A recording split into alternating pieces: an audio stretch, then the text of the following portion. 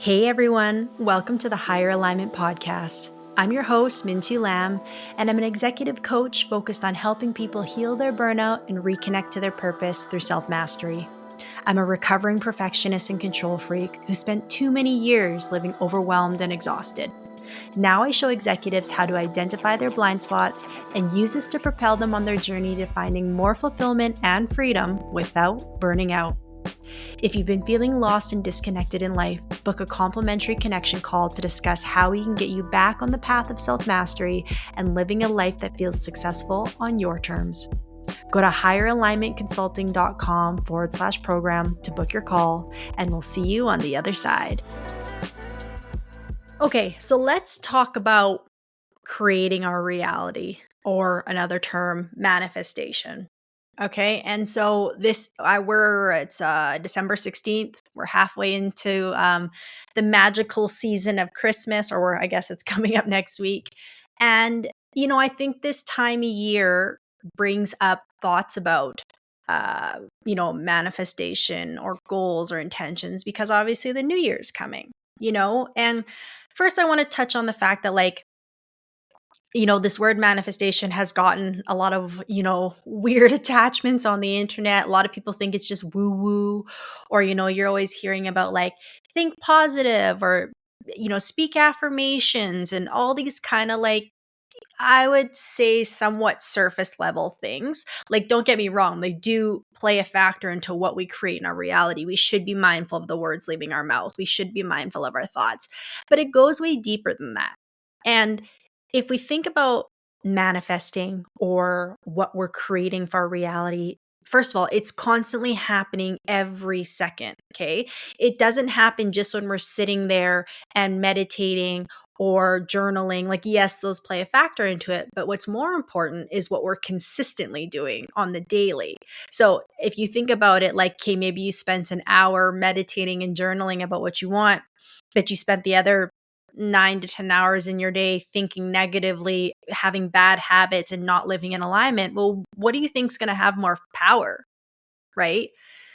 And so when it comes to creating our reality, achieving goals, making things happen, or manifesting, they're all the same thing. Okay. We have to look at how we're actually showing up in that process. Because again, it's happening 24/7, whether we realize it or not. Now, why I wanted to talk about this today is because I think there's a couple things that fly under the radar that are super important when it comes to bringing things to life. Okay. And again, I think why it's important to talk about this right now is because 2025 is right around the corner. And, people might be setting New Year's resolutions or setting intentions for the new year. I'm more of an intentions girl versus a resolutions girl. So that's coming up. But also, people look at the new year in different ways. So January being the New Year's according to the Gregorian calendar, which there's all types of theories about how that's messed up for us, not really in alignment with, natural beings, which we are. If you look at older calendars, like the lunar calendar, they look at the New Year usually as in more like February or March. So more in alignment with springtime, which is from an energetic standpoint or Mother Nature standpoint. Makes a lot of sense, especially where I'm at in the world. I'm in Edmonton, Alberta. So we have lots of snow and ice right now. So we don't really start to thaw out till about March. So again, we're kind of in hibernation season till then. Once we thaw, it's now it's the start of fresh energy.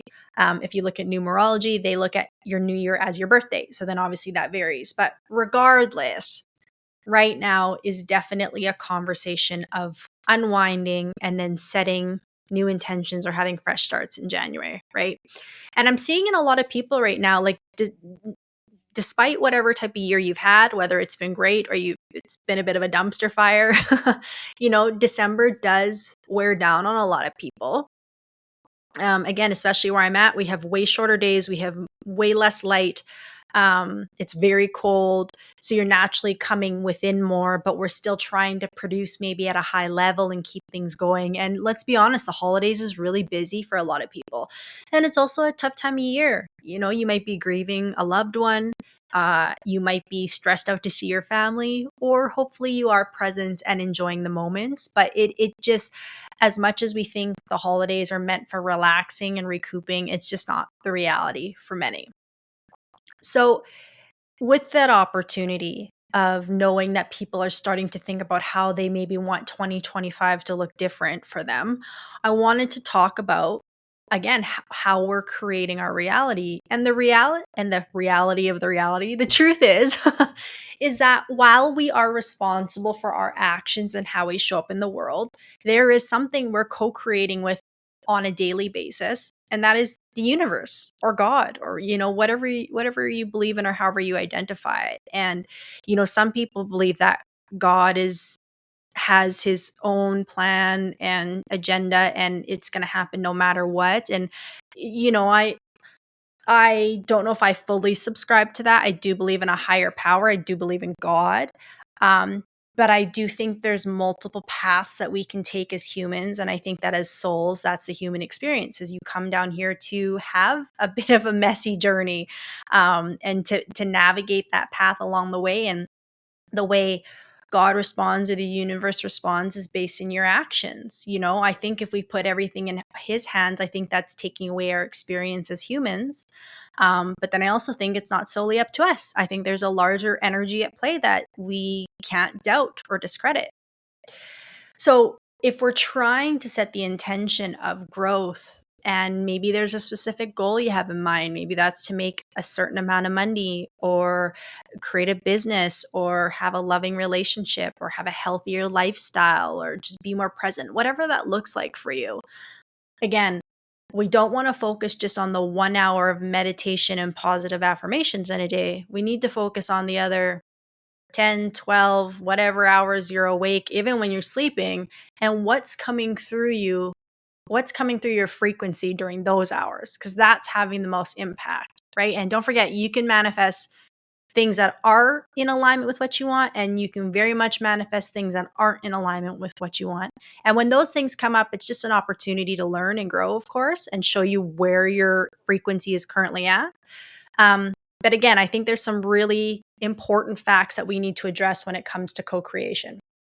So, fact number one that I think we need to really understand is that if you desire a certain goal in your life, you need to be extremely truthful with where you're currently at and what you want to call in. Okay?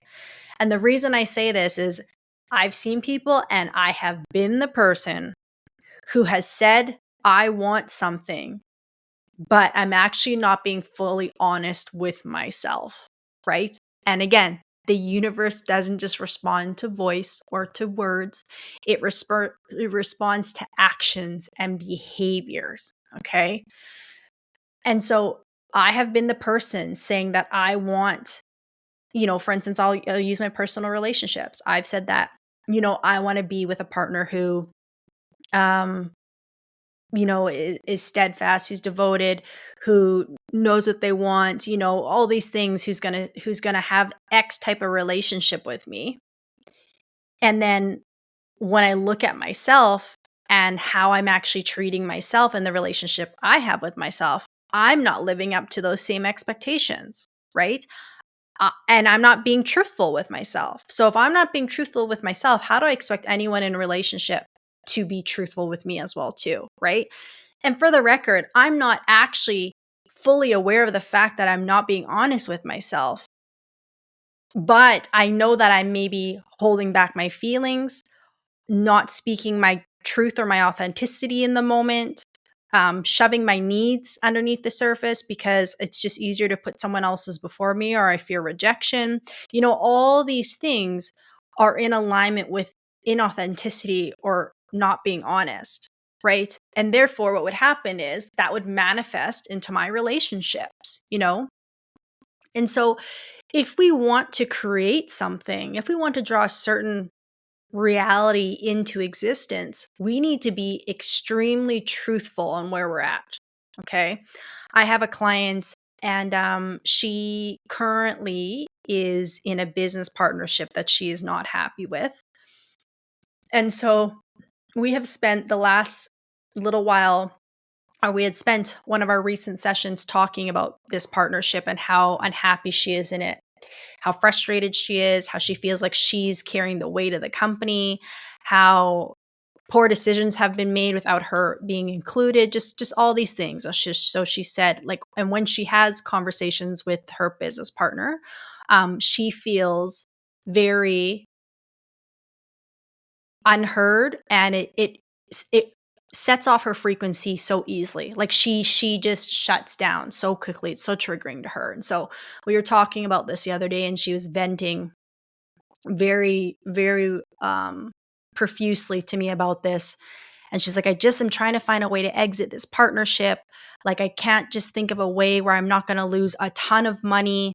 Like, what am I going to do? And it's exhausting her, just trying to think of this exit strategy because she's just so unhappy in this partnership. And so I said, have you actually expressed this to your partner? Like, just like you said it to me? And she said, no.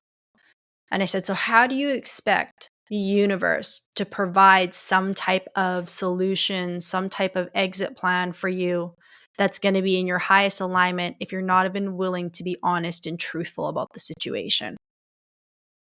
You know, and it really hit her between the eyes. And of course, she wasn't actually trying to not be truthful.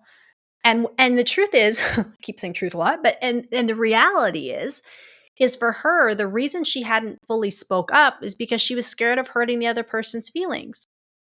She's like, I'm just so empathetic. I don't want to, I don't want to make them feel bad, and so that's what was her reasoning for not expressing her truth. And I said two things. I said, well, first of all, you know, by you not being truthful to them in the process, you're just lying to everyone involved, including yourself. So you're lying to you, you're lying to them, you're lying to the universe, which we all know what that frequency is based in fear. I said, and the other side of it is you're not scared of hurting their feelings. You're scared of the fact that if their feelings get hurt, they're going to reject you. So it came back to how she was worried about how it was going to affect her in the long run, which the reality is, regardless, she's suffering because she's not happy in the partnership, you know? And so the reason telling your truth is so important is, again, it's like if she's looking for a a good solution to this, whatever that looks like, whether that may be the partner stepping up and realizing, hey, I haven't been pulling my weight, I haven't been handling this relationship right, I'm sorry, and I'm going to get it together. Whether that be a really great exit plan for her, whatever that ends up being, how do you expect the universe to reward you with that solution or that idea if you're not willing to be fully honest about it? Right? And so, again, with whatever you're trying to draw into your life, I would ask you, and you might have to sit and write about this, but are you being truly authentic with yourself first? Because if you're not honest with yourself, you're not going to be able to be honest with anybody else. And then are you being honest with all parties involved? And are you being honest with the universe in saying what you do want or what you don't want? Because what you say no to is just as important in this process as what you say yes to. So can you just speak your truth? And even if it comes out a little animated, a little emotional, that's okay, right? But as long as we're downplaying it, coddling it, not speaking our truth, it just plays on the frequency of fear. And nothing that is created in fear is lasting or worth it. Okay? Like that's just the truth. Anything that's created from a frequency of fear has a shelf life of some sort. And I'm assuming you want a life that feels sustainable, that feels free, and that doesn't feel restricting and small and tight. You want a life that feels expansive. And so, unless we're creating from this space of expansiveness, you're going to keep kind of running into these dead ends and these patterns and ultimately suppressing your authenticity. And, I just listened to or I re-listened to an episode recently with Gabor Mate on Mel Robbins' podcast. And he was talking about how most autoimmune diseases, I've been bringing this up a lot lately, occur in women. And it's not because they're specifically women. It's because women are the most likely to suppress their feelings, to identify with the role of caretaking. So So their role is putting everyone else's needs before them, right? And just this aspect of emotional neglect towards themselves. This is why most women have autoimmune diseases. But again, not because they're women, it's because of these patterns we're talking about. So essentially, not honoring their needs or their truth. Okay? So ask yourself, am I being fully real in this moment with what I'm trying to draw in? And see if there's any room or any, hidden nooks where you're not being fully truthful about that.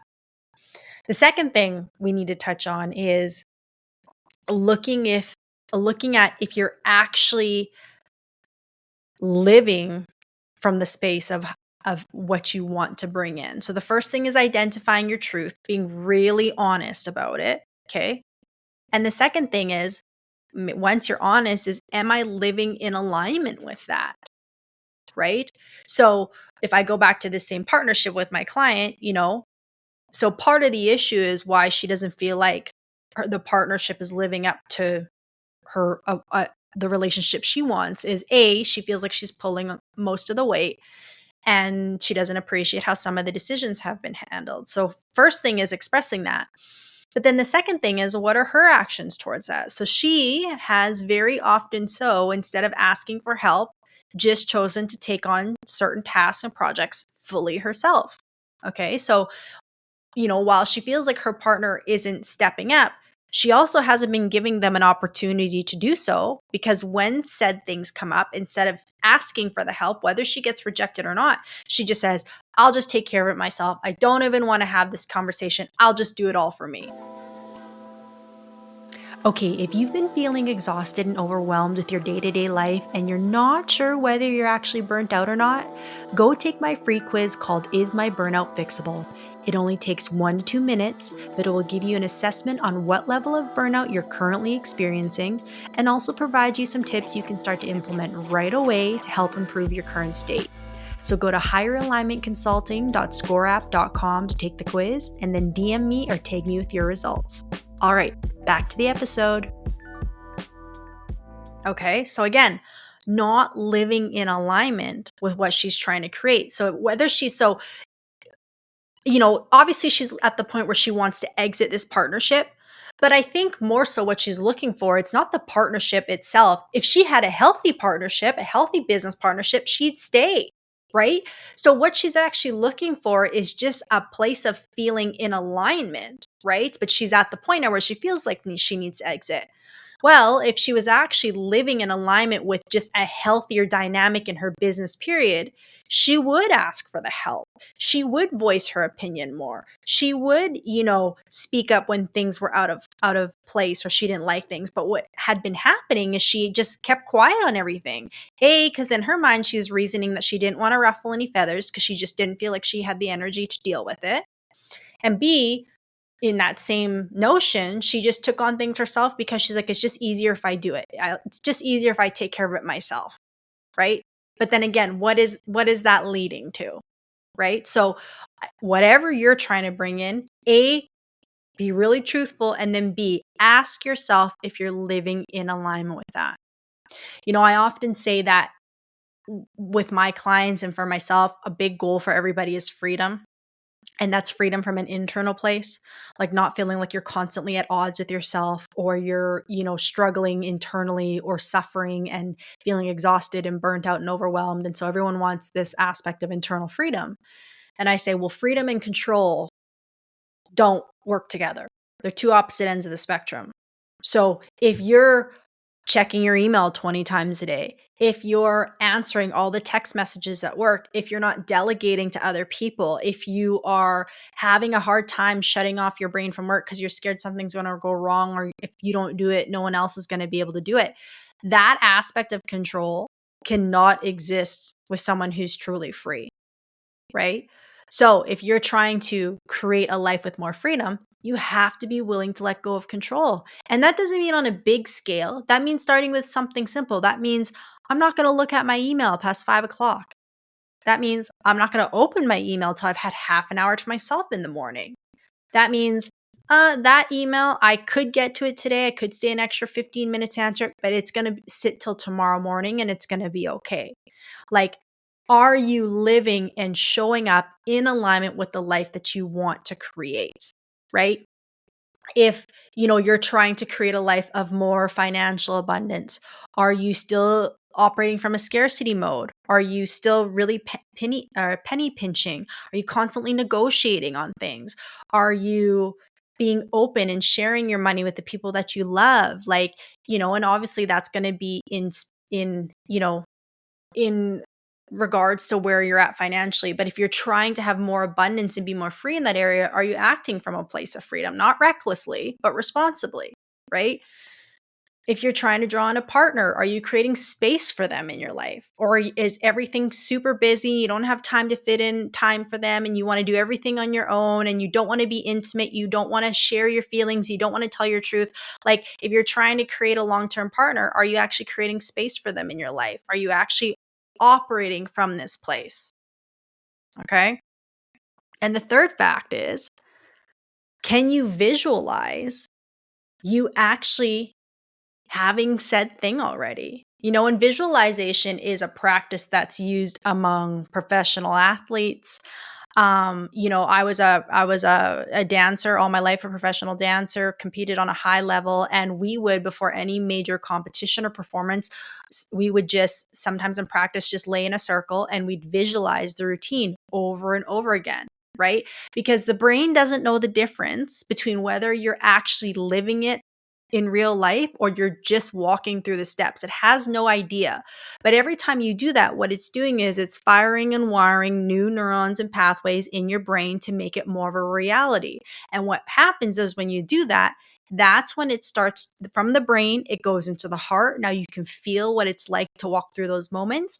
And that's what co-creates with the universe. Your heart is an electromagnetic field. Okay. And that's what starts to draw on the frequencies and experiences from the universe to make these things a reality. Okay. So if you are trying to go back to that same example, manifest a healthy business relationship, a healthy business, can you sit there and can you visualize you going to work and having a morning meeting with your partner and being able to express your true authentic needs? Are you able to visualize having a disagreement with your partner, but being able to say your truth in the moment and know you're going to be able to continue moving forward after? Are you able to visualize hitting a certain target, meeting a certain demand that you haven't been able to before? Like when it comes to visualization, you don't just visualize like crossing the finish line. You visualize everything that would happen on the path of making that goal a reality. Okay. So that's why visualizing that the good moments between you and the business partner is important, and visualizing the moments of having some friction, but being able to say your truth and know you're going to work through it is also just as important because that's reality. Right. So with whatever you're trying to draw into your life, can you sit there? Can you embody it? Can you close your eyes? Can you walk as if it is actually happening? Right. And, again, when we talk about manifestation, people talk about vision boards and they talk about, thinking about when you have the big house, the big car, the marriage, whatever the case is. Like, yeah, those things are important. But can you walk your body through what it takes to get there? Right? Like, can you walk your body and reenact the steps of what it would take to have said goal? If I look back at my dance days, we at one point competed on the world hip hop stage. And we ended up coming up third in the world. So out of 52 countries, we placed third. It was first time ever competing on that level. And we threw it together in a whim, to be honest. We changed our routine 3 times over the course of 3 days, which was damn near suicide, but it worked out for us. But when we visualized, we didn't visualize the medal placement. We visualized hitting our marks, being in unison, making sure we stayed right in the pocket of the beat, making sure we had high energy. We visualized being on stage, executing the performance to the highest degree. We didn't necessarily visualize the medal. We just visualized what it took to have an incredible performance. And that's what we did, right? So when you're visualizing whatever you're trying to draw in, Can you walk yourself through those motions, right? And that also goes back to then now when you can visualize what it would take to get to said goal, that's when you can also bring that back now into step 2 of actually showing up in that way, right? So again, if the visualization is, I want to be able to have a conversation with my business partner and tell them that, hey, I didn't like how you handled this. Maybe this even hurt my feelings. And can we come up with a different solution? So that's the visualization. Maybe right now in reality, it feels like, oh, I don't know if I can actually do that. But if you can visualize that that's a necessary step in a healthy dynamic, once you visualized it enough time, eventually the opportunity is going to present itself where you can actually act it out in real life, right?